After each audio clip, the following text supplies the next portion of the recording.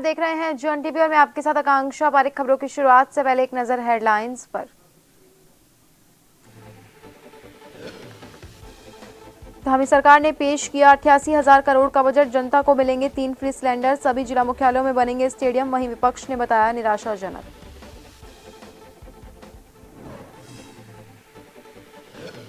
BJP की प्रदेश चुनाव प्रबंधन समिति की बैठक। महेंद्र भट्ट रहेंगे समिति के अध्यक्ष, साथ ही 38 विभाग और उनके प्रमुख बनाए।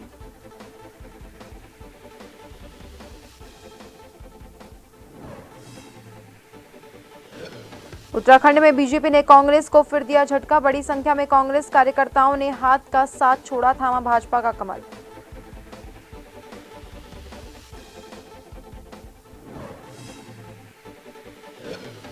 उत्तराखंड बोर्ड की 10वीं और 12वीं की परीक्षाएं हुई शुरू। 2,12,000 परीक्षार्थी परीक्षा में हो रहे शामिल। 16 मार्च तक चलेंगी परीक्षाएं।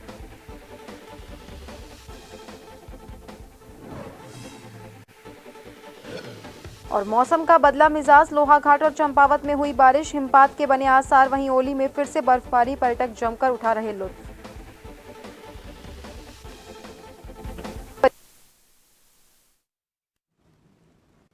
और अब खबरें विस्तार से। चंपावत भाजपा के तेज तर्रार युवा नेता और भाजपा जिला उपाध्यक्ष मोहित पाठक पर मुख्यमंत्री धामी ने विश्वास जताते हुए लोकसभा चुनाव के लिए अपने विधानसभा चंपावत चुनाव का प्रभारी बनाया है। सीएम धामी के विधानसभा का चुनाव प्रभारी बनने से मोहित पाठक का पद बढ़ा है। आपको बता दें कि 10 फरवरी को भी मुख्यमंत्री धामी ने मोहित पाठक के गांव ठाठा में रात्रि विश्राम किया था। छात्र जीवन से ही आरएसएस से जुड़े मोहित पाठक ने हिंदू जागरण मंच के नगर अध्यक्ष, एबीवीपी जिला संयोजक और विभाग संयोजक की भूमिका निभाई।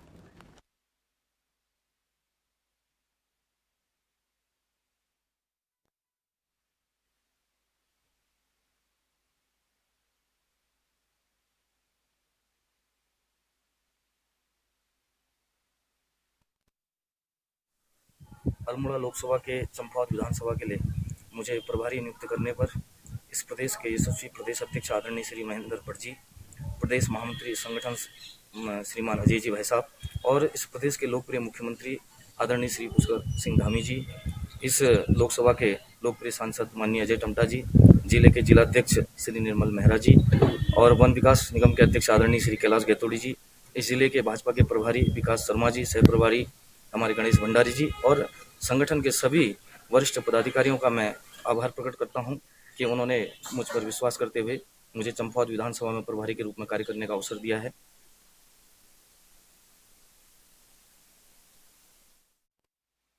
द्वानी पहुंची महिला आयोग के अध्यक्ष कुसुम कंडवाल ने बनभूलपुरा हिंसा में घायल महिला पुलिसकर्मी और अन्य कर्मचारियों से मुलाकात की। इस दौरान उन्होंने हिंसा के दौरान महिला पुलिसकर्मियों के साथ हुई बर्बरता के बारे में पूरी जानकारी ली। महिला पुलिसकर्मियों ने भी बताया कि बीती 8 फरवरी को मलिक के बगीचे में अतिक्रमण हटाने के दौरान किस तरह पत्थरबाजी और आगजनी में उन्होंने अपनी जान बचाई।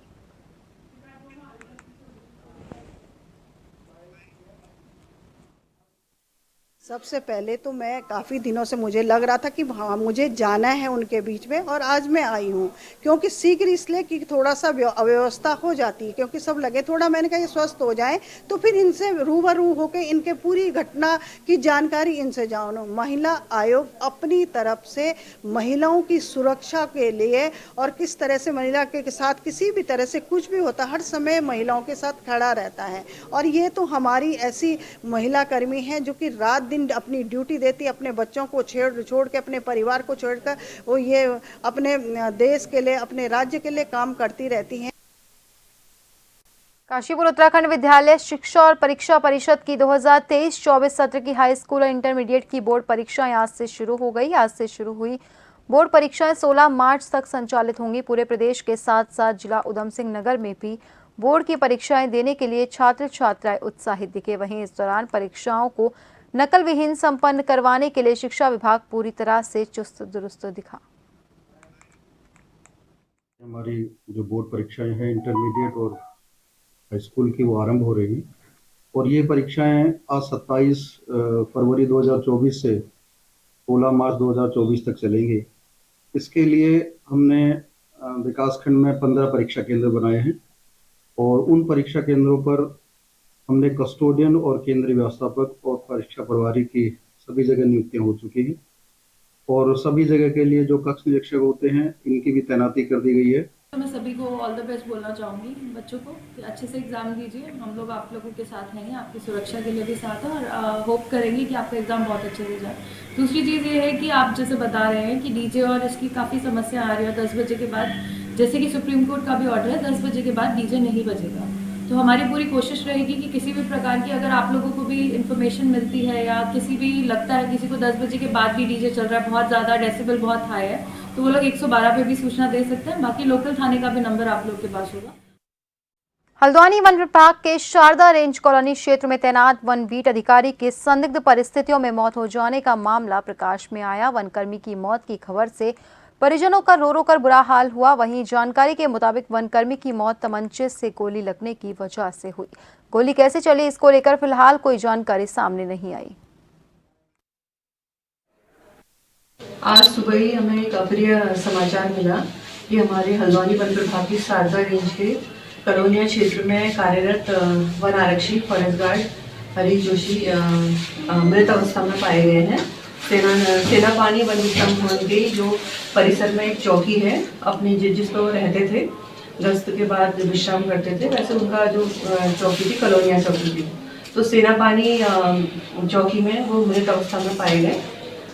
तो घटना के बारे में सुनते ही हमारा समस्त स्टाफ और पुलिस को भी इसकी जानकारी दी गई, तो पुलिस टीम भी इसकी जांच पड़ताल में जुड़ी है और घटना के कारणों का पोस्टमार्टम के बाद और पता चल पाएगा और पुलिस भी इसकी गहनता से जांच कर रही है। हम इसके मतलब जो है निष्पक्ष न्याय चाहते हैं और मतलब जो है हमारे मतलब जो है भाई को गोली मतलब जो है अपने हाथ से तो मार नहीं सकता वो, और लेकिन मतलब जो है इन लोगों ने जिसने भी इनके साथ मतलब है इनके फॉरेस्ट विभाग के जो साथ में थे उन लोगों ने मतलब इनके साथ।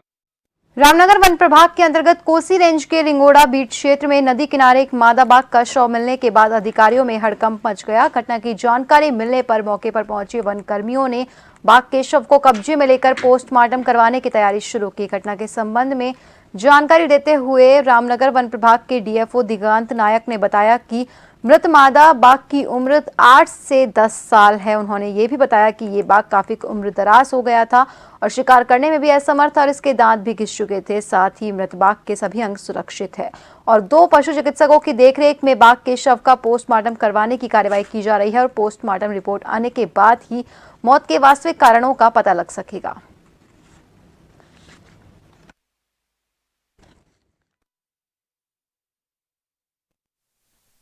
रिंगोड़ा बीट हमारा कोसी रेंज में एक आज टाइग्रेस का कैरकेस मिला है। तो वहाँ वो लगभग 8 से 10 साल की टाइग्रेस लग रही है, ओल्ड फीमेल लग रही है। तो अभी हमारे 2 डॉक्टर्स भी आ चुके हैं, उसका पोस्टमार्टम कर रहे हैं और वहाँ जो एरिया में हमने पूरा कॉर्डन ऑफ करके पूरा जांच कर ली है। अब तक ऐसे कुछ सस्पिशियस कुछ मिला नहीं है और पोस्टमार्टम करने के बाद उसका DNA सैंपल्स और विसरा सैंपल्स भी हम CCMB हैदराबाद भेज देंगे और उसका जैसे ही रिपोर्ट आता है और क्लैरिटी आ जाएगा। रुड़की के कमेलपुर गांव में पेट्रोल पंप कर्मचारियों से दिनदहाड़े मारपीट से हड़कंप मच गया। दबंगों ने पेट्रोल पंप कर्मचारियों पर लाठी डंडों से हमला किया। वहीं आपको बता दें कि पेट्रोल भरवाने को लेकर हुई कहासुनी के बाद दबंगों ने पेट्रोल पंप कर्मचारियों को जमकर पीटा और पूरी घटना CCTV कैमरास में कैद हो गई। मामले की जांच में पुलिस जुट गई है। गंगनहर कोतवाली क्षेत्र के कमेलपुर गाँव की ये पूरी घटना है। घरों से एकत्रित कूड़े के निस्तारण को लेकर नगरपालिका प्रशासन को तराई पश्चिमी वन विभाग द्वारा ग्राम पूछड़ी क्षेत्र में करीब 1 हेक्टेयर भूमि 30 साल की लीज पर विभागीय शर्तों के तहत दी गई थी, लेकिन नगरपालिका प्रशासन द्वारा वन विभाग को लाखों रुपया जमा कराने के बाद भी आज भी वन भूमि पर अतिक्रमणकारियों द्वारा अवैध रूप से कब्जा करने के साथ ही यहां पर मकान बनाने के साथ खेती भी की जा रही है, जिसकी वजह से नगरपालिका प्रशासन को कूड़ा निस्तारण में भी काफी परेशानियों का सामना करना पड़ रहा है। वहीं मामले में तराई पश्चिमी वन प्रभाग के DFO प्रकाश चंद्र आर्य ने बताया कि जो भूमि नगरपालिका को लीज पर दी गई थी उस पर कुछ लोगों द्वारा अतिक्रमण किया गया, उसे जल्द हटाने की कार्यवाही संयुक्त रूप से की जाएगी।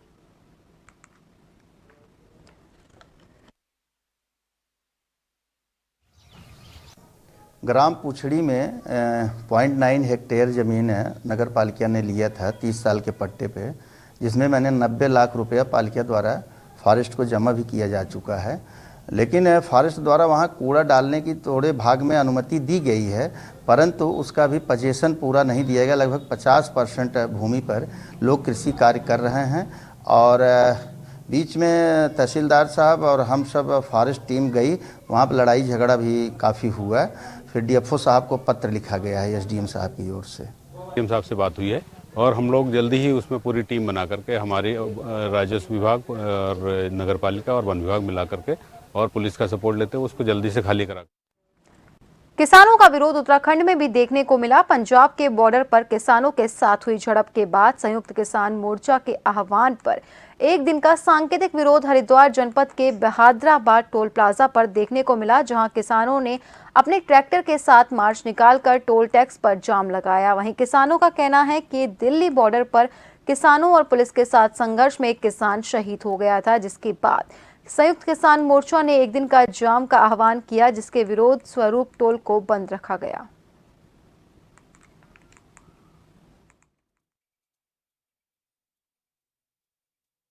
भारत सरकार द्वारा जो किसानों के साथ पिछले समय में वादा खिलाफी की गई, उसी के विरोध में आज हमारा एक दिवसीय संयुक्त किसान मोर्चा के आह्वान पर हमारा धरना प्रदर्शन किया जा रहा है।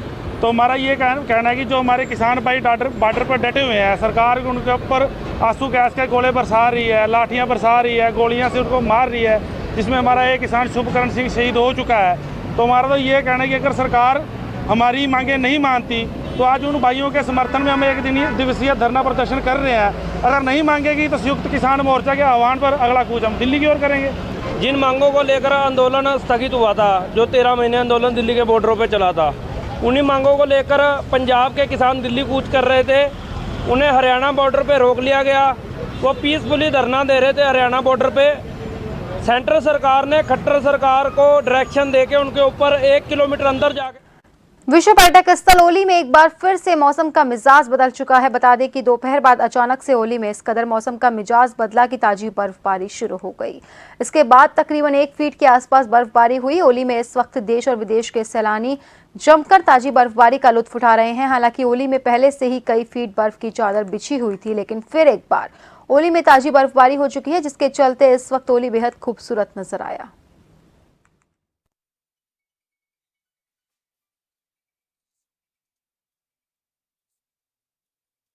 मौसम विभाग की भविष्यवाणी एक बार फिर से सही साबित हुई है। लोहाघाट और चंपावत में सुबह से ही झमाझम बारिश का दौर शुरू हो गया, जिसकी वजह से एक बार फिर से क्षेत्र में ठंड पड़ने लगी। क्षेत्र में बर्फबारी के आसार बनते हुए नजर आ रहे हैं। वहीं लोगों ने बारिश को आलू और अन्य फसलों के लिए लाभप्रद बताया। लोगों ने कहा कि अगर अच्छी बर्फबारी हो जाए तो इसका फायदा फसलों के साथ साथ जल स्रोतों को भी रिचार्ज होने में मिलेगा।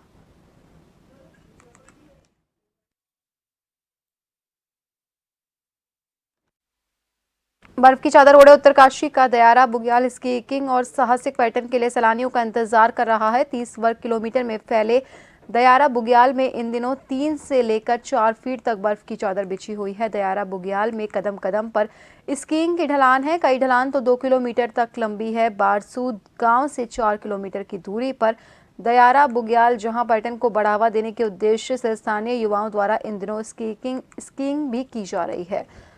नेहरू पर्वतारोहण संस्थान और पर्यटन विभाग द्वारा भरनाला में हर साल स्कीइंग प्रशिक्षण करवाया जाता है, लेकिन इस साल देर से बर्फबारी होने की वजह से फिलहाल स्थानीय युवाओं द्वारा ही इसके प्रचार प्रसार के लिए स्कीइंग की जा रही है। दयारा की खूबसूरती पर्यटकों का मन मोह लेने वाली है।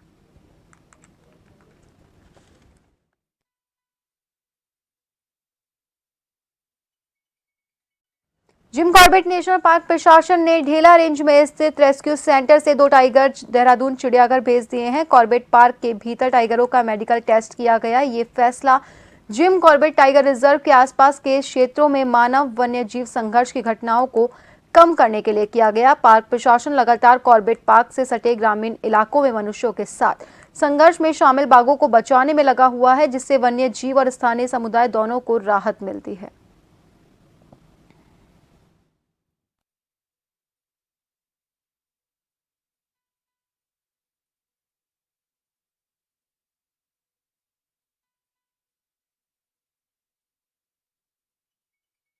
टाइगर रिजर्व का डेरा रेस्क्यू सेंटर से हमने 2 टाइगर्स को देहरादून मिनी जू को ट्रांसफर कर दिया है। ये हमारे chief wild life warden sir का ऑर्डर के तहत हमने 2 यहाँ का जो रेस्क्यू सेंटर में रखा गया था उसको देहरादून मिनी जू में अभी ट्रांसफर किया है। उसके बाद उसको जब अनुमति मिलता है वहाँ पे डिस्प्ले में भी लगा दिया जाए।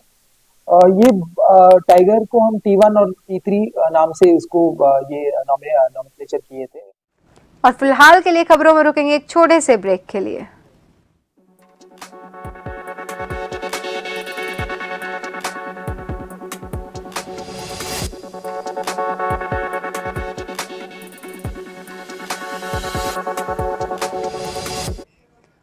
और फिलहाल के लिए बुलेटिन में इतना ही। बने रहिए जन टीवी के साथ। नमस्कार।